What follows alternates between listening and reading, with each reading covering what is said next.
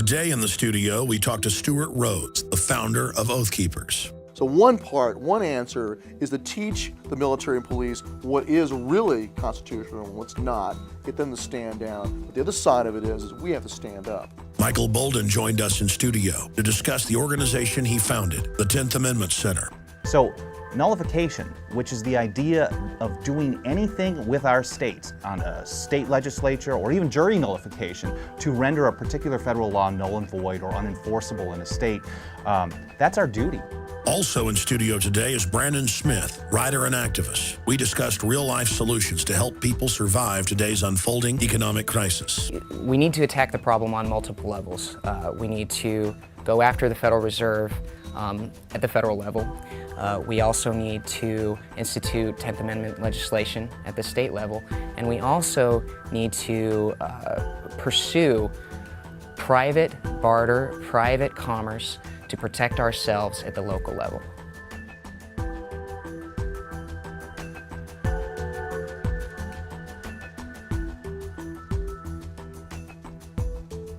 Hello friends, Alex Jones here, coming to you from our new studios here in Austin, Texas, and I'm excited here in our inaugural first show to have Stuart Rhodes, the founder of Oath Keepers.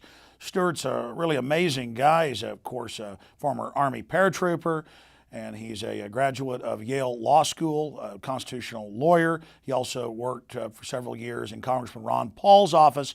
But I think the most important thing he's done is found Oath Keepers all across the United States.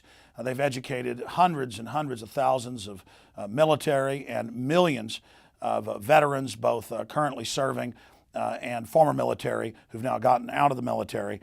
And it's been said by many historians that tyranny is going to come to your door in a uniform.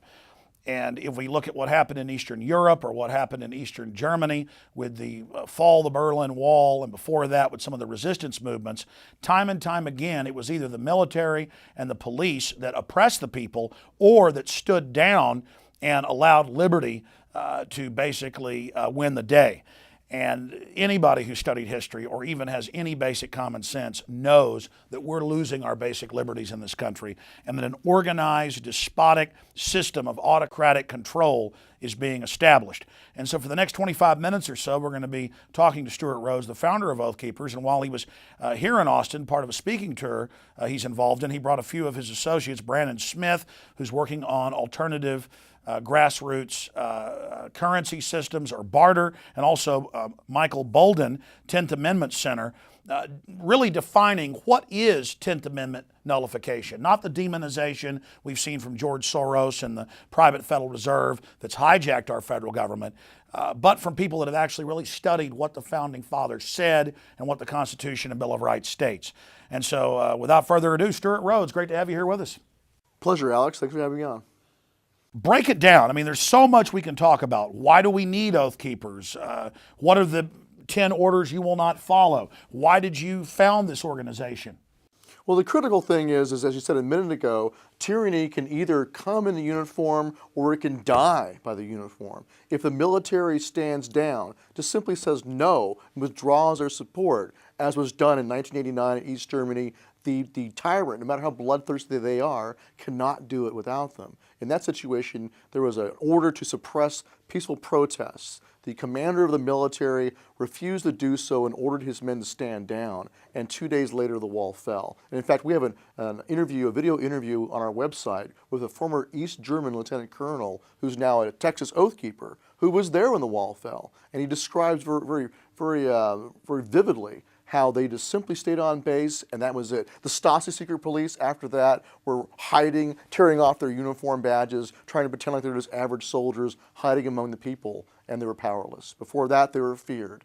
They were the finger. You know, no one could do anything to them or touch them. And now, without the support of the military, they were nothing. And we saw the same thing just happen in Tunisia. You had the dictator there order the military to fire on the people. When the military refused and stood down, the dictator in Tunisia was forced to flee the country. They cannot do it without them. So that's the first part of our mission, is to reach the current serving, remind them of their oath. In this country, we have something they didn't even have in East Germany. We have an oath to the Constitution, and we have a very clear set of rules of shall nots in our Bill of Rights that they're supposed to be protecting and refusing to violate. That's why we have our Declaration of Orders we will not obey, is really just a restatement of the Bill of Rights of things that they should have learned in school long ago. But we were never taught these things in school. They intentionally dumb us down in public schools and don't teach us our own heritage and our own Constitution. So we're going to fix that. We're going to go teach the troops what they already should know. They already have the courage and honor. If they have the knowledge, then they'll do the right thing. Now, in the couple years that you guys have been active, you've had a huge effect, and I've seen it on the street. I've witnessed it with my own syndicated radio show, but also when I've traveled around the country. But the big indicator of the fact that you've hit a nerve and really the weak spot on the belly of the dragon is that the federal government, the Southern Poverty Law Center, the ADL, the George Soros type groups, Rachel Maddow, they have gone absolutely ballistic with you guys. All you're saying is police, military, read the Bill of Rights, read the Constitution, study, what this country was founded on. I know that even until just the last decade, there were large courses taught when my grandfathers were in the military, all about the president isn't a dictator, Congress declares war, you are not to follow an order that violates law. I mean, because coming out of World War II, we just seen Nuremberg, where thousands of these Nazis got up and were shaking in fear, saying, we were ordered to arrest people. We were ordered to take property. We were ordered to take people away, to work them to death and to shoot them in the back of the head. And that common law understanding came to the fore again, that just following orders doesn't cut it. I mean, if I tell one of my employees, go down to the corner liquor store with this .357 Magnum and rob them, and then the cops catch them, they don't say, well, my boss told me to come, rob this liquor store. It just doesn't work. And there are a lot of people that join the military for the right reasons. That's the vast majority. But clearly, some people join it because they have these visions of being a tough guy involved in combat. And it seems like the system tries to go in and pick out some of those more sociopathic types. The same thing happens in law enforcement. But looking at the numbers, the vast majority of Ron Paul's presidential donations from the military, the vast majority were to him. And I've talked to the military, I've talked to police. By and large, they're some of the best people in America. And I think that you've basically found the Achilles heel of the system, Stuart. So let's talk more about what's happening in America that illustrates, from your constitutional law perspective and as a veteran, that illustrates historically that tyranny isn't down the street or over the hill, it's knocking on our door.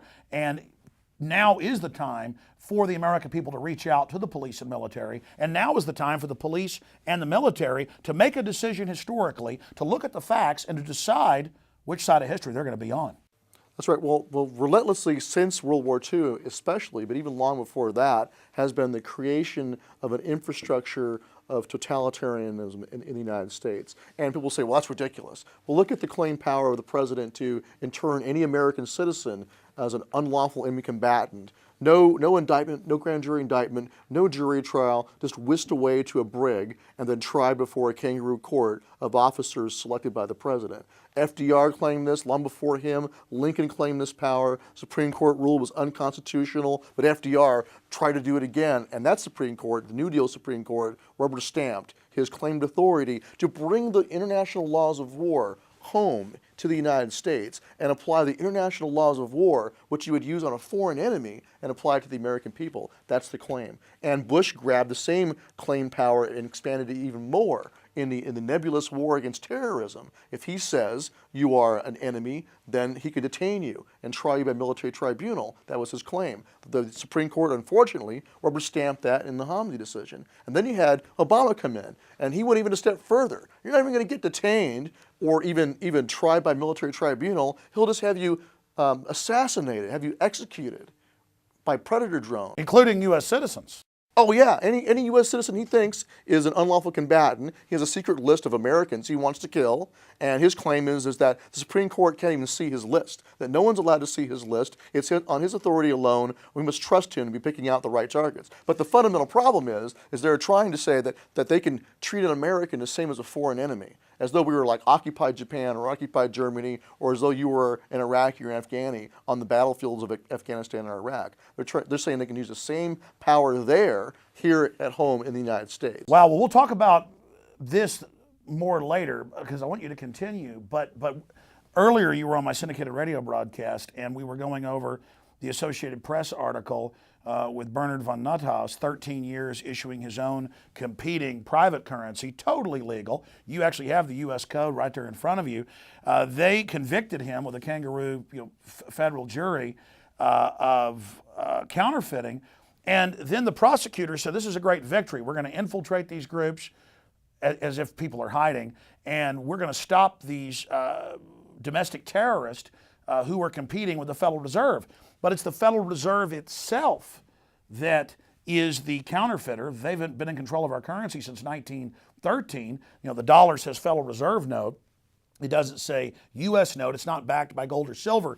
But I want to cover that more later. The reason I brought that up, Stuart, is that since they passed the Patriot Act more than 9 years ago, since its passage, I constantly see articles out of Alabama, Texas, California, New York with similar headlines. Police and prosecutors use Patriot Act in thousands of non-terror related cases, marijuana, domestic disputes.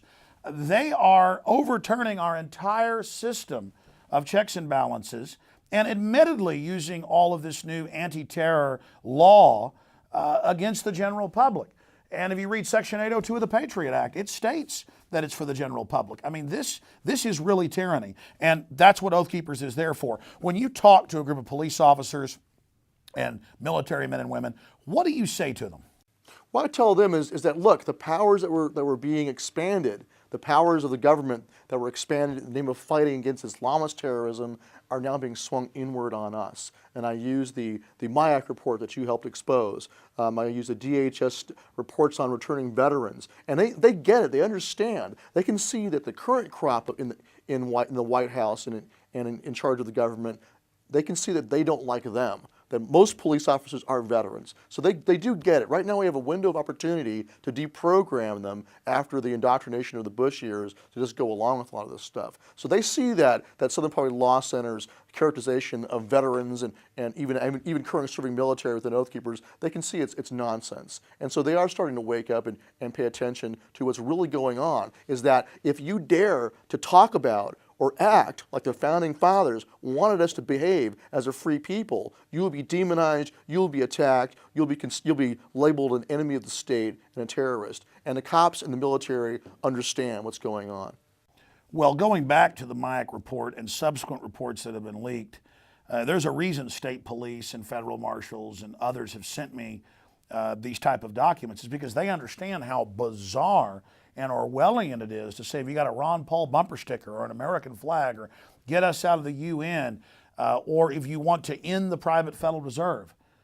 I mean, it's so indicative of how illegitimate the power structure is and the private interests that have taken control of Washington are, that they see the police and military that are awake as their enemy.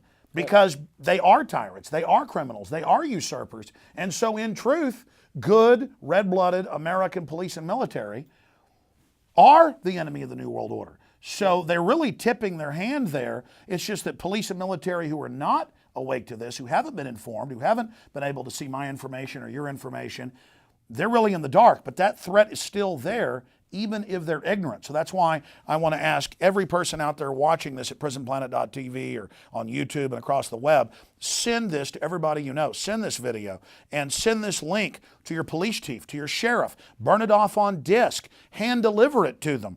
Because if we can reach out to our military and police and show them the historical facts of what we're covering and show them that history is repeating itself, it's a major checkmate to the globalists. Go over some of the 10 orders that you guys will not follow. Well, number one is we will not obey orders to disarm the American people. And this is something we saw happen in Katrina. I mean, it was on Bill O'Reilly's show. He's like, oh, when's this ever going to happen? I said, well, it just happened. And then he said, well, it's a state of emergency, so of course you had to do that. And I said, well, a state of emergency doesn't cancel the Second Amendment. And so, but the problem is the mindset out there of people like Bill O'Reilly and many other mainstream Republicans is that, well, when there's really a bad emergency, then we set aside the Constitution. And that's upside down. The whole point of the Bill of Rights was to be there when we're afraid, when we're scared, when we're angry, and to stop us from doing, it's like the werewolf, right? Lon Chaney, chain me down, when I go crazy under the full moon, I'm going to do, wrong things. That's what the Bill of Rights is supposed to be, is the chains that chain ourselves down when we're afraid. You need the First Amendment and Second Amendment and the Third and Fourth and Fifth, especially during wartime and during emergency. That's what they're for. And so all we're saying is we will not violate our Bill of Rights. We won't obey orders to conduct warrantless searches on the American people, as the NSA has been doing now for years. That was one of the reasons why our forefathers rebelled against the Crown, was the writs of assistance, warrantless searches. We will not obey orders to detain American citizens as unlawful enemy combatants or subject them to military tribunal. Article 3 of the Treason Clause mandates a civilian trial and 2 witnesses to the overt act when you're accused of making war against your own country. That's the constitutional remedy, not spiriting you away to Gitmo or just a military brig in South Carolina where you don't get a lawyer. So we won't do these things. We will not obey orders to impose martial law or a state of emergency on a state. Article 4, Section 4 makes very clear that the U.S. government can't come into a state without being invited by the state legislature or the governor. And just to briefly interrupt, I want you to go back to that. I remember going to urban warfare drills 12, 14 years ago, different events, and seeing the military train with role players to fight the American people. And I've studied enough history to know, wow, this is treason. This is dangerous. This is what's happened in every other country over and over again, especially third world nations. And I came out and made films like Police State 2000 and others, and people keep saying, when's the martial law coming? Well, the martial law is coming when the TSA says, we don't care if federal law says we've got to have radiology tests on these machines. We're not doing it. We don't care if local prosecutors say it's illegal for us to stick our hands down people's pants. And FBI agents can't even do it. We can. It's an emergency. We don't care if you have a right to your bank account. It's an emergency. We're going to hold those funds. We're already being eased into this emergency atmosphere. They're never going to call it martial law. We're being just phased in incrementally into it right now from my research. Stuart, from your deep research, do you concur with that we're basically already in the first stages of what could be really deemed classical martial law? Well, in part, what they've done is claim that through emergency powers of the president that he can do things that through executive order or by fiat that otherwise are nowhere near our Constitution. Or if the UN gives him the authority, he doesn't have to go to Congress for a new war. Right. So that's partly true. But true martial law is where it's the will of the commander on the battlefield. And they have made this claim. That's what Bush claimed, is that he can bring the international laws of war and apply them to the American people. That's martial law. That means that he can treat you the same as though he were a tank commander in the Iraqi desert and you're some local villager. His claim is he could do the same thing with you that he could do over there as commander-in-chief. And there's a legal precept there, and explain this to me, because I remember 3 or 4 years ago, the head of the Air Force was in the news saying, we've got to use these microwave guns against the American people because under Geneva we can't use them against populations in Iraq.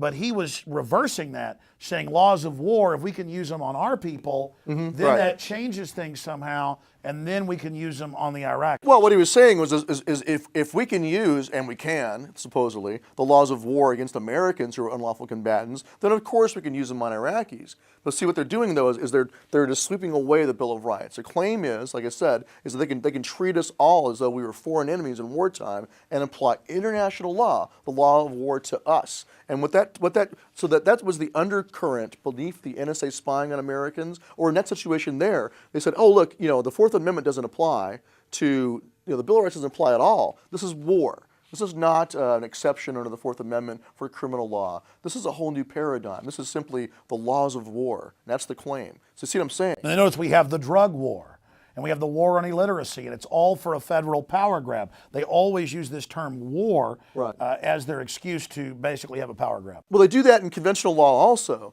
The claim is, in the war on drugs, you must allow asset forfeiture, for example, to seize the proceeds of drug crime. Then they wind up using it against a man who was out, trolling for prostitutes, and they take his wife's car. That's what was the case the Supreme Court upheld. And so it winds up being for this particular really bad thing that it expands out. Well, the same is going on in the war paradigm. There's a normal legal paradigm where they've chipped away at the Bill of Rights, but now there's this war paradigm where it used to be you could only use the laws of war against a foreign enemy. They now say, well, but this one foreign enemy was a U.S. citizen.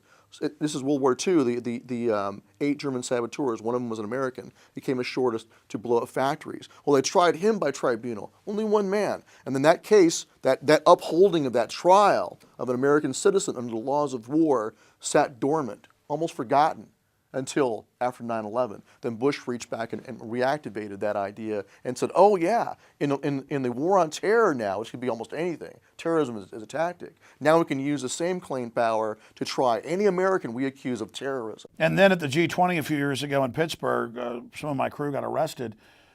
The military just went and told the local police that my guys were terrorists, and the police came after them and interrogated them and said, were you planning to attack the military? And my guys were there publicly with their press badges, they're interviewing people. And when they were arresting the college students hadn't even been demonstrating. They were outside at a park eating, and the police could find no one in Pittsburgh that dare break their Tiananmen Square type order that no one could be outside during the day or night. And they would just come in and attack the students with enjoyment. And they arrested Rob Dews over there running camera right now. And when they got him to an old prison, they had the military and police there and were bringing in some of the protesters with bags over their heads. And the police were really enjoying this. And we got footage all over the city of kids even playing with balls outside at like 3, 4 in the afternoon, and loudspeakers saying no one's allowed to be on the streets. And we saw YouTube videos of women coming out of stores, older women with bags who'd been shopping, and they're like, officer, I'm shopping. And the cop says, I don't care, and releases a police dog on them. So we're seeing this in Toronto. They did the same thing. A year later, we're seeing it in Pittsburgh, where they're setting the precedent in England, where they actually have beaten people to death who were just delivering newspapers. They just say, we allow no one to be outside while the banker heads are meeting in this town. And the police from all over the country travel there to mix with the military and private contractors. And they were there snatching protesters randomly to terrorize everyone and throwing them into unmarked vehicles, speeding away. I mean, if that isn't martial law, Stuart, what is? Well, they're behaving as though they were in a third world junta. And you can look at what's being done in Central America or in the Middle East or any place like that where there is tyranny, and that's the future unless we stand up and stop it. So one answer is to teach the military and police what is really constitutional and what's not, get them to stand down. But the other side of it is we have to stand up. But that's my question to you, and that's why I'm basically interrogating you on these facts, and I want you to go over the rest of them, is I know a lot of police and military individually are good people. I've talked to them. But when they get into mob psychology, they followed orders in Katrina to go to the high and dry areas and take Not all of them did. I know some said, no, I want you to speak to that. Right. And the media didn't want us to know about that. And that was a beta test. But when I see something like what happened in Pittsburgh, the military and the police waged war against the people, and it was all orchestrated to chill political free speech in this country. So respond to that. Well, sure, they're being conditioned. I mean, they've been conditioned for decades to serve under UN command, for example, and you had only Michael New, one man out of his whole battalion, stood up and said no. And so we're trying to counter that conditioning. And now they're being conditioned to be used here at home. Not just Katrina, but also, as you know, Northcom and the 1st Combat Brigade of the 3rd Infantry Division is being assigned here at home. And has signed deals to use foreign troops in America. Well, we had some during Katrina. There were Mexican troops that assisted. So of course, before, you exposed a long time ago these agreements with Canada to bring troops into the United States. And we're seeing reports all the time of increasing activity of foreign troops. Just the other day, I got a call from a guy in Tennessee upset about seeing Canadian vehicles running around the rural. He was a cop.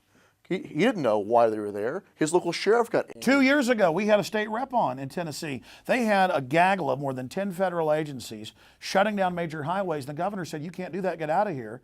And Homeland Security said, go to hell.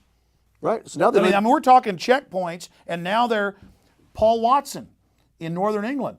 They had Eastern European, Ukrainian troops in a UN event running checkpoints. This is happening everywhere. Well, certainly. So they're conditioning, they're flipping the founders' design on its head. They're taking away the sovereignty and the independence of the local police departments. They're making them subservient to Washington, D.C. They're sending in liaisons from the military to work with the police, to condition them to work together, all the things you've been exposed to. The threat fusion centers. Sure, the few I names want to said, go over oh, that, but I interrupted you. You said, hey, some people said no at Katrina. That's right. We had a video. We happened, Sheriff Mack and I were doing a tour through Utah and has stumbled on this one sergeant.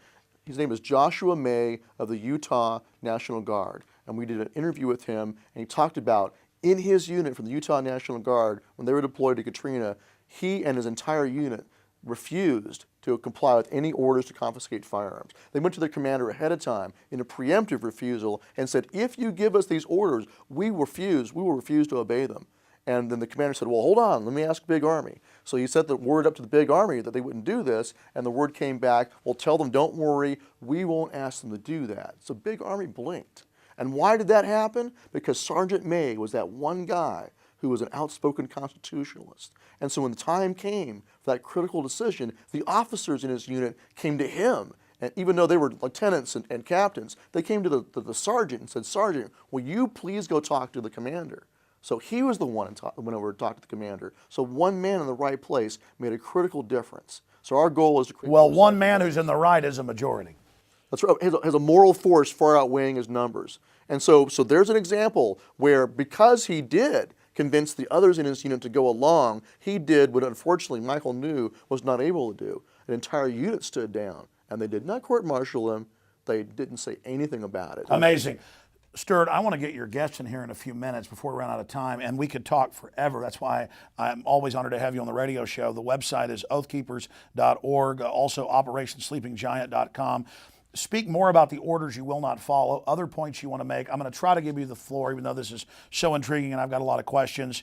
And then we can get emailed questions later. The next time you're back live on the radio, we can take those other questions then. But then tell us more about operationsleepinggiant.com. Well, the focus there is like I said before, we can't just say to the current serving, oh, please don't violate our rights while we sit here on the couch and eat chips and watch Dancing with the Stars. Us veterans especially, but all Americans, have a duty to stand up and to restore the republic from the bottom up. All the institutions the founders intended us to use to be sovereign citizens. We must restore our state militias, even down at the county level. We must constitute sheriff posses to back our sheriff up. An economic collapse is coming. The veterans in this country have got to wake up and take personal responsibility for keeping their oath to defend the Constitution. And the way they do that is by strengthening themselves, their communities, and their states to get ready for the coming storm. And why that's so important is that when the storm comes, when the collapse comes, if we're strong in our states and our communities, if we're independent and self-sufficient, then there's no pretext to send in federal troops. If we're strong and independent, then the federal troops will go look at it and say, wait a minute, Mr. President, they don't need us. They don't need us, and they don't want us in their state, and their governor's telling us to stay out. That's right. The globalists are counting on us being domesticated in organized chaos. And for those that don't know, you're not just making this statement here that the collapse is coming. We have the IMF World Bank documents from 2002. We've seen what they've done over and over again. We know their stated goal from Maurice Strong to the UN to the entire White House. They want a post-industrial world. It's the Wall Street crowd that's not free market waging war against independence. They want a vertical integration. They want to consolidate. Explain to people how important this collapse that we're already in is, because the system is planning to use it as their pretext to totally take over. Well, they're letting us know right now. The IMF chairman has already told us they're going to replace the dollar as the world reserve currency and use the special drawing rights as the interim currency on the way to an official global currency. So they're telling us, what they're going to do. And so it's as though we're on the Titanic. It's already hit the iceberg. They've steered us into the iceberg, and they're going to sink the ship, which is our fiat system that we're riding on right now. And then we're floundering around in the water. They're going to show up with the UNN Leviathan. It's going to come, and they're going to say, oh, come aboard this. This is your salvation. The next step is a world Federal Reserve. And they're telling us that's our only salvation. Well, the answer is to get back to the USS Constitution, which is still seaworthy. Old Ironsides is still right there. Let's get back to that, fix the sails, patch any holes, and sail it home. That's the answer. Get back to the Constitution. And that means sound money in our pockets. That means sound money in our states like Utah just did. That means revitalizing the military power of the people in our state militias. And that means making sure we're squared away with alternate communications, so when they use the internet kill switch, it won't matter, because we'll have our alternate system set up. And that means becoming strong in our states, having strong sheriffs who will do what Sheriff Mack's been urging for years and stand up, and strong legislatures that will say, no, we will stand in front of you, as Michael Bolden's going to talk about here pretty soon. We will stand in front of you as a shield under the Constitution and enforce the Constitution. If we don't preserve our state sovereignty and our national sovereignty right now, if we don't stand on the principles of the Founding Fathers, if we are weak and allow ourselves to be suckered in to this next stage of a world Federal Reserve, then liberty will die worldwide. Very well said, Stuart Rhodes. Anything else you want to add? Well, a key provision here that dovetails very well with the 10th Amendment Center and why I'm part of the Nullify Now tour is number 5, we will not obey orders to invade and subjugate any state that asserts its sovereignty, because that is the constitutional solution. Now, we've got the provisions. Our founders went through the exact same garbage we're now going through. And every culture goes through this. That's right. I mean, the very same private central banks, even some of the same banking families that we're now fighting today are the people that our ancestors 235 years ago were fighting. It's incredible. And they gave us the blueprint for resistance. They showed us the way. Everything in our Bill of Rights is the answer. Speak out. They knew. They built this bear trap for the New World Order. They understood. They talked about it. I mean, it's incredible. The fight is on because other countries and nations have been successful. They've been wealthy. Most of them have not been successful because of tyranny, but they never have had any of the freedoms we've had because of the vision of our forebears. And now these two ideologies of liberty versus tyranny, the culture of 1984, the boot stomping on the human face forever, is colliding with the spirit of 1776. It's our turn in the barrel. It's our turn. Everybody is at that crossroads, Stuart. I mean, we're here now, and it's time to choose a side. I hope everybody out there watching researches this information and realizes you're part of history. Don't just sit there on the bench.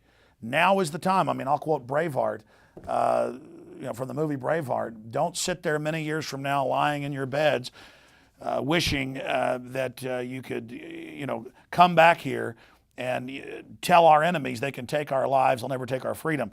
But the secret is most of you don't have to give up your lives. People give up their lives to get some oil for the bankers or, to go overthrow some dictator 5,000, 6,000 miles away. Why not just stand up and be in the spotlight and go to your city council, go to your legislature, go speak to your police chief and continue to mainline the idea of liberty, because we've got the winning ideas. We've got history on our side. We're the good guys. And as long as we stand up and are bold and don't hide our light under a bushel, we can't be beaten. The tyrants are trying to intimidate us right now because they're scared, Stuart. That's right. And they're trying to make us fear for our own safety. But the answer to fear is love. And the strongest power we have is love for our children and our grandchildren. And as Thomas Paine said, if there is going to be trouble, let it come in my day, so my child will have peace and freedom. So that's our answer, is stand up, do it for your kids. A woman whose children are being attacked by a bear, she has no fear. She'll throw her life away for her children. That's the spirit we got to have. That you're defending, because what's what you're really doing? You're defending your children and your children's children. So if you stand on that kind of posture, fear won't bother you at all. That's what courage is. Absolutely. We're joined now by Michael Bolden, and he heads up the 10thamendmentcenter.com.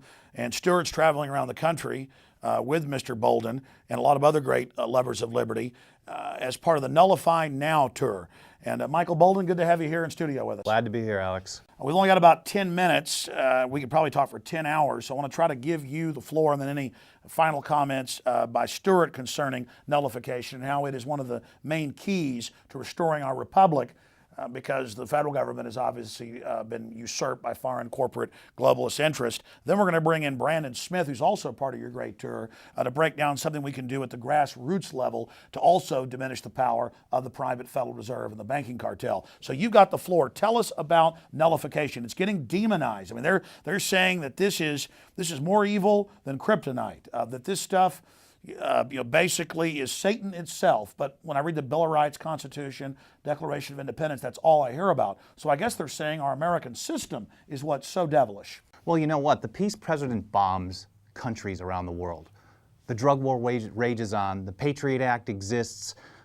Bailouts, mandates, regulations, they never seem to end. The Fed prints and prints and prints and prints. And we have an essential question that we need to answer, and Thomas Jefferson answered this question back in 1798 as well. When government does not follow the rules given to it, and for us that's the Constitution, so there's certain rules, certain things that the federal government is authorized to do, what do you do about it? Do you march on Washington, D.C. on a date like September 12th? And do you beg federal politicians to limit their own power? Do you go to federal courts and do you ask federal judges, limit the federal government's power? Do you vote the bums out in the hopes that the new bums are going to say, all this power that you've given us, we don't want it, have it back? Well, Thomas Jefferson and James Madison both warned us that if the federal government ever became the sole and exclusive arbiter of the extent of its own powers, that power would always grow, whether we had elections or protests or separations of power or any other vaunted part of the American system. So in 1798, in response to what was known as the Alien and Sedition Acts, Thomas Jefferson wrote, and James Madison as well, the Kentucky and Virginia resolutions. And they said, or Jefferson wrote, he said, a nullification of the act is the rightful remedy whenever, now every single time the federal government violates the Constitution. He didn't say it was just a good idea to stand up and say no in our states, after we voted some bums out or went to court or protested. He said we were supposed to do it as it happened. So nullification, which is the idea of doing anything with our states on a state legislature or even jury nullification to render a particular federal law null and void or unenforceable in a state, that's our duty. We're supposed to do that as it happens. We're not supposed to wait 2 or 4 years for an election for new bums to come in. We're not supposed to wait 6 years for a case to get to the Supreme Court so some federal judges can give us permission to exercise our rights. We're supposed to stand up for our rights and exercise them in our states and in our communities, whether they, the government, want us to or not. And it's awesome to have someone like Stuart on board as a sponsor and as an anchor, a major speaker at our Nullify Now tour, putting this into the mainstream discussion. I mean, you talked about how this is really irritating the mainstream. I mean, just this week, Rachel Maddow over at MSNBC did a 15-minute special about how people who support the 10th Amendment Center, people who are standing up for nullification, they're evil, like you said. We must be interested in owning black people because somehow, some way, if you want to decentralize, you don't want the central control over every aspect of your life. But it was states' rights that first really got abolition going and gave it its power. Yes, well, I'm glad you brought that up. The reality is in our government-run schools, everything's been twisted around. They tell us that... Don't want government-run health care? Don't like black people. Well, absolutely, that's... You're like, what does it have to do with that? Well, they tell us that the Civil War was about nullification. Well, the reality is, let's say everything that they say, everything else is right, and that the South only wanted slaves and nothing else.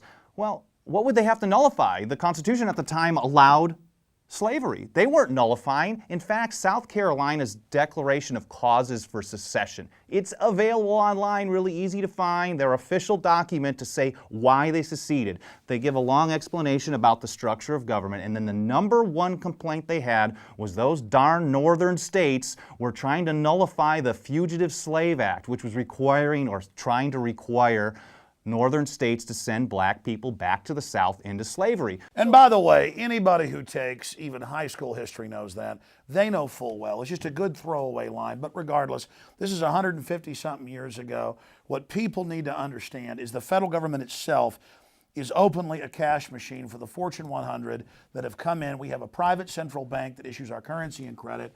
They have used us to fund their operations, to be their military force. We owe over $1,000 trillion that we've supposedly signed on to through derivatives. That's the issue. The federal government with unfunded mandates is destroying the states, and the federal government has got involved in everything, in what kids eat in school, in what the road signs look like, in speed limits. They don't have this business. And if somebody reads the Constitution, Bill of Rights, it's all right there.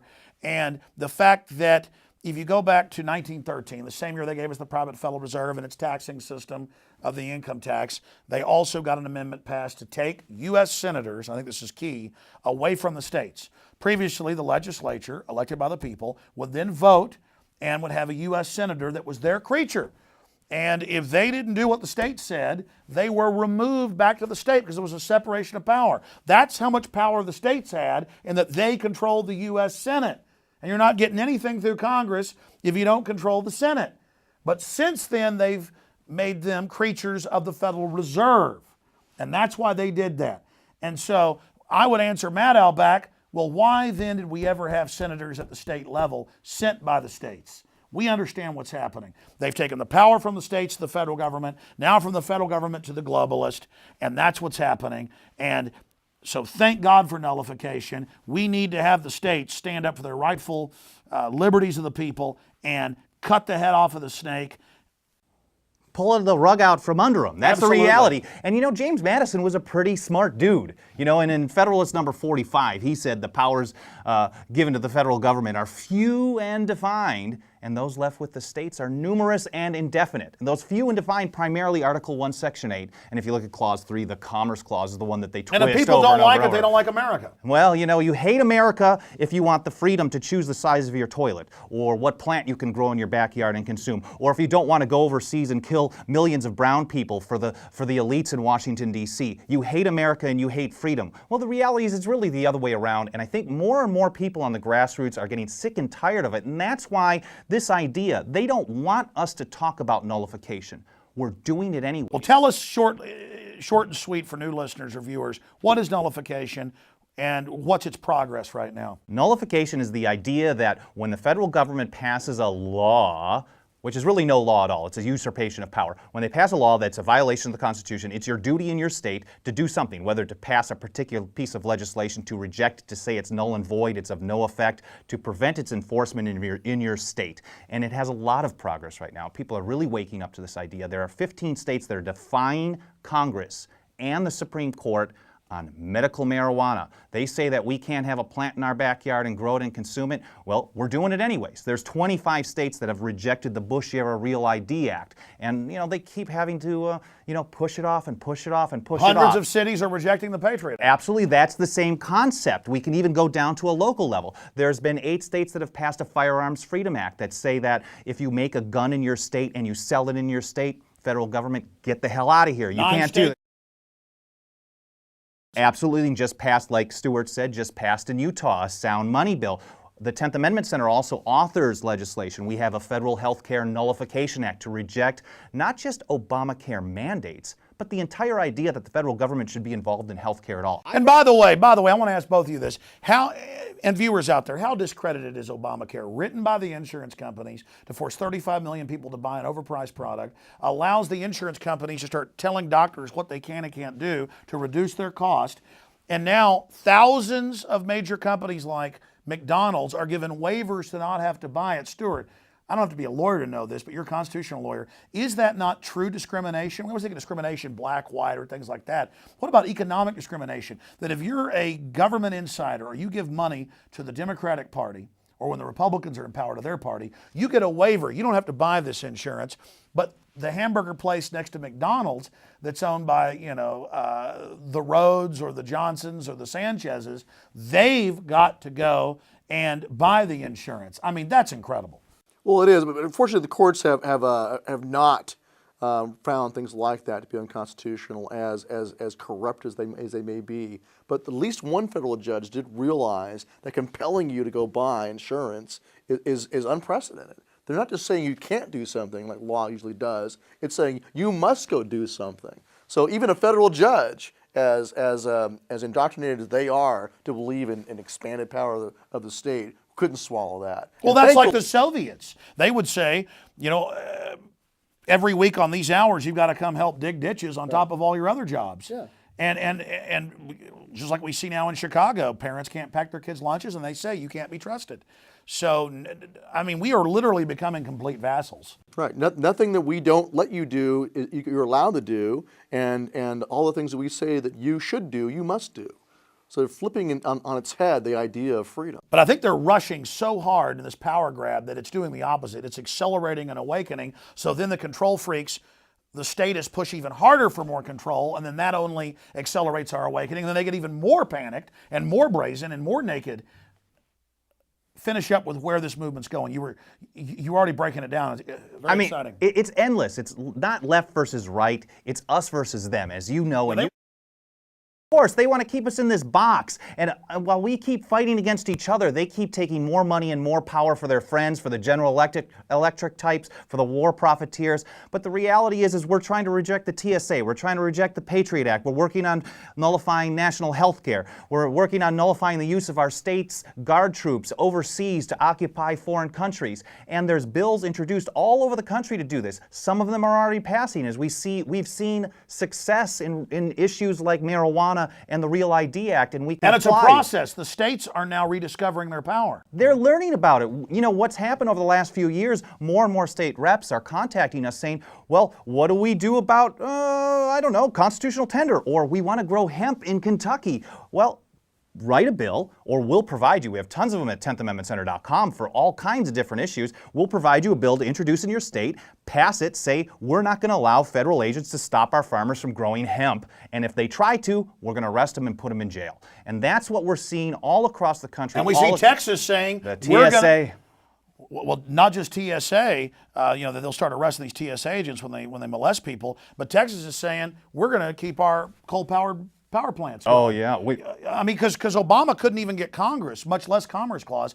He couldn't even get Congress to pass a law to do it, so he ordered his executive branch minions, the bureaucrats, to do it, and Texas is fighting that. I mean, I see it every day in the news. The fight is on. It's exciting, and the bushfires in the minds of men are being lit by people like both of you gentlemen. Any closing comments on this subject? Alex, we need your help. You have been out in the forefront reporting on this state sovereignty and nullification movement, and we need you to keep pushing it, because every time you talk about it, every time you interview someone like Charles Key or Randy Brogdon or Sam Rohrer or Matt Shea or Susan Lynn or all the number of great state reps that you've had on over the last few years, we get so much contact over at 10thamendmentcenter.com, son. We want to know what we can do to support these state legislators. Bottom line, the patriots are getting organized.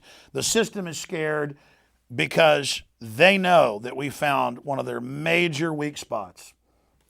And they're jumping the shark in reaction.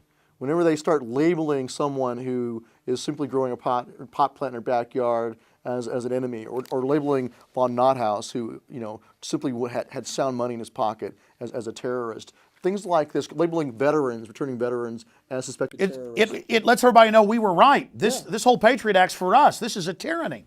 And they wake other people up. It becomes so absurd and so ridiculous. Like I said, they're jumping the shark. They're going such an absurd length. They have to, because all we're doing is defending what's really constitutional. They're absurd tyrants, and so now the absurdity of them defending what they're doing is becoming Kafkaesque. I mean, it's beyond 1984 in so many respects. I mean, the White House comes out this week and says, yeah, we're going to hold your passcodes for your computer and your bank account. We're going to watch everything you do. And even mainstream media universally said this is absolute police state.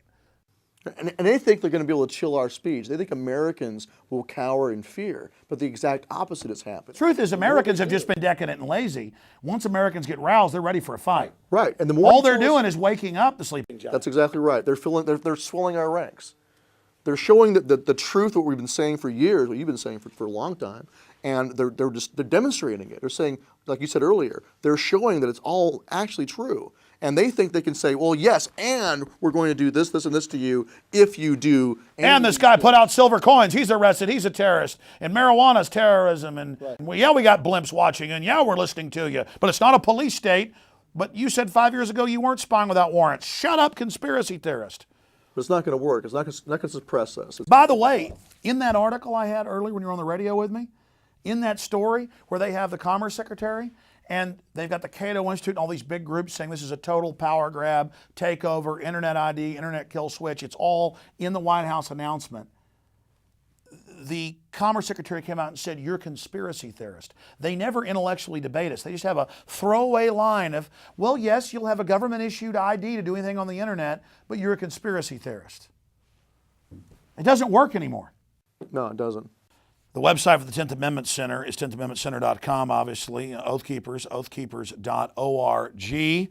And I want to thank you, Michael Bolden, for joining us. Now we're going to bring in Brandon Smith. Thank you so much, Alex. Thank you so much. We'll be right back. Well, Stuart, why don't you introduce our next guest? Well, this is Brandon Smith, and he did write under the pen name Giordano Bruno on economics. And We posted some of your stuff at InfoWars. You have for a couple years now. Yeah. very good stuff. And so when I saw him, I could tell he was a person of sincere belief in freedom and consistent. And I approached him with the idea of starting a movement, a grassroots movement, to get people to decouple from the fiat system, to unplug from the matrix. So I kind of lit a fire into him to start the Alternate Market Project, and now we're doing it. Now, this is what Gandhi did. For those that don't know, Gandhi peacefully, it took him over a decade, said stop buying from the British. Stop supporting them. Just turn your backs. Basically, don't serve them when they come into your business. They're here occupying us. This isn't going to work anymore. Support your own local community. And this idea is really scaring the system. So before we get into his decentralized model, let's talk about what happened to Bernard von Nothaus, because they're now calling this guy who for 13 years put out a competing currency, was not counterfeit, and they're saying that it was counterfeit, and they found a moronic federal handpicked jury to convict him. So both of you break that down, and let's go through your alternative model that you cover at alt-market.com. Well, what the U.S. Attorney Ann Tompkins did essentially was take a very broad statute dealing with the making of gold and silver currency, and interpreted it to mean almost any flat metal token or coin to be counterfeit. Nothaus made a few mistakes, I think. He used certain language that insinuated, or that it could allow people to insinuate that he was counterfeiting. But if you look at his coins, none of them look like legal U.S. tender. Well, he was also attacking the Federal Reserve and openly saying we need to have alternative currencies. And he was going further. He initiated a lawsuit against the federal government right before, ironically, that they raided his raided Liberty Dollar and took all his. But the only thing he did on his coins is he used the term dollar, and he used the dollar sign. And I've seen that on casino chips for decades in Las Vegas. And so really what they did is they took a vague federal statute that used to be used to go after real counterfeiters, and now they're going after him for what you just said, because they don't like what he's doing, because he's giving people an alternative of using real money. That's the real threat. Well, plus people are counterfeiting the counterfeit Federal Reserve notes, itself a counterfeit item. That's the big joke here. And so it's not like people are out there counterfeiting silver and gold coins. Right. I mean, this is insane. But let's continue with them saying he's a special type of terrorist. This sets an amazing precedent. Right. They actually, in the post-trial statement from Ann Tompkins, she says, attempts to undermine the legitimate currency of this country are simply a unique form of domestic terrorism. While these forms of anti-government activities do not involve violence, they are every bit as insidious and represent a clear and present danger to the economic stability of this country. We are determined to meet these threats through infiltration, disruption, and dismantling of organizations which seek to challenge the legitimacy, which is very funny, of our democratic form of government. Wow. So by challenging the Federal Reserve that hijacked us 100 years ago, 98 years ago, if you even criticize them, they're saying that you're an enemy they'll infiltrate. That sounds like Cass Sunstein. Or China. China just said they're going to arrest people who reveal accurate economic information that might hurt the Chinese economy. Our government's saying the same thing. If you even just use legitimate currency, that's undermining it. Right, and the Nothaus case was, not about counterfeiting at all. It's really about people using sound money in their communities and in their states. That competes with the fraudulent Federal Reserve system that's going the way of the Weimar Republic. I want to give you both the floor now to break this down, and we've only got about 8 minutes left, and to go over your alternative that's completely decentralized and that this Death Star system can't stop. Well, Alex, what we're doing with Operation Sleeping Giant is telling veterans they have to focus on 4 key areas. And with Brandon and I, with Alternate Market also, which is his effort, is take the same thing, the same message. There are 4 critical things that must be in place for us to survive an economic collapse and be free. And the first one is you've got to have food security, you've got to have emergency communications, and also emergency medical and other preparedness. Because food is the hardest thing to improvise. But the second thing you got to have in a hierarchy of needs is physical security. We're talking neighborhood watches and sheriff's posses and a revitalization of a real county militia. You've got to have your own state security, so you don't need outside intervention from the feds. And the third one is economic security, which is Brandon's going to cover here next. You've got to have the ability to barter and trade with each other. And the fourth one is state sovereignty. And that's why I'm part of the Nullify Now tour, and we just spoke together here in Austin at the Nullify Now event here. And so those are all critical things, but I'll let Brandon talk about the Alternate Market Project and that one particular prong. Well, the bottom line is if communities don't take back their commerce, they're going to be completely dependent on the Federal Reserve and the dollar. Right now we're seeing an extreme devaluation of the dollar. We're seeing inflation. Most commodities have doubled in the past 2 years. If communities remain hooked to the dollar, they're going to be desperate, and they're going to go along with anything that the federal government says when the final collapse occurs. So what we are proposing is that communities take back their commerce. They institute local barter networks and trade. Along with that would come sound money, and at the state level, sound money legislation. Well, I mean, the main thing is that as individuals and as neighborhoods and on up, one pillar would be public action, going to your town council and your county government and saying, please use gold and silver, for example, go in your state legislature as Utah just did. So that's public. But the other side of it is don't rely only on that. Also work in the private sphere. As individuals, as families, as neighborhoods, co-ops, farmers markets, support your local economies, all the things you can do even outside of government to make sure that you're strong. Stop shopping at Walmart. Shop at the local grocer instead. And if you can get a list of folks' names, say, hey, go to your local grocer and say, hey, all of us in this community will patronize your store. We will not shop at Walmart if you'll start taking silver currency, for example. And you entice them to help you deplug. Help us shop at your store instead of Walmart. And a lot of people have taken the first steps towards this, and that includes prepping, storing foods and goods, storing materials for self-defense. The problem is that this isn't going to be enough. People need to start building community and looking out for each other. And the idea of the lone wolf survivor out in the hills is just not going to cut it anymore. So what we're proposing is people really get out of their houses, start thinking about working together within their communities. And it only takes 2 people to start a barter network. And then hopefully, that the person you're working with brings in his friends, and maybe they bring in their families, and you grow and you grow and you grow. That's really the goal here. We need to attack the problem on multiple levels. We need to go after the Federal Reserve at the federal level. We also need to institute 10th Amendment legislation at the state level, and we also need to pursue private barter, private commerce to protect ourselves at the local level. So what we want people to do is go to alt-market.com. We've launched a website. It's a networking website. You can go on, you can meet people in your local area who are also interested in bartering, who are also of like mind, interested in sound money. You meet with them. You start working with them. If you like who you're working with, maybe you can grow your network more. It doesn't have to be huge. It could be small, or you can take it to the state level. What we really want people to do is start pursuing a state-level barter system. For instance, during the Great Depression, California, the state of California alone, had a 300,000 member barter network. So these kinds of things pop up, barter networks pop up after every economic collapse.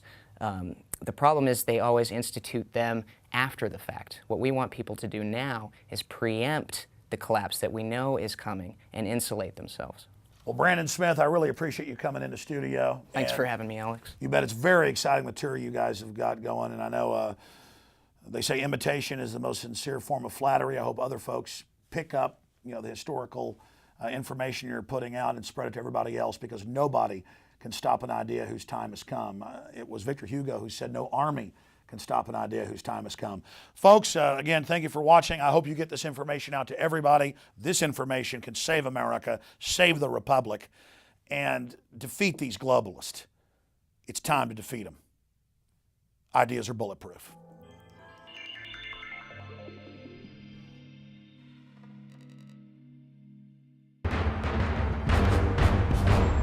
Ask yourselves, what are you doing in this time of great challenge? What are you doing to unlock minds? Go to Infowars.com and PrisonPlanet.tv for the latest headlines and cutting-edge information.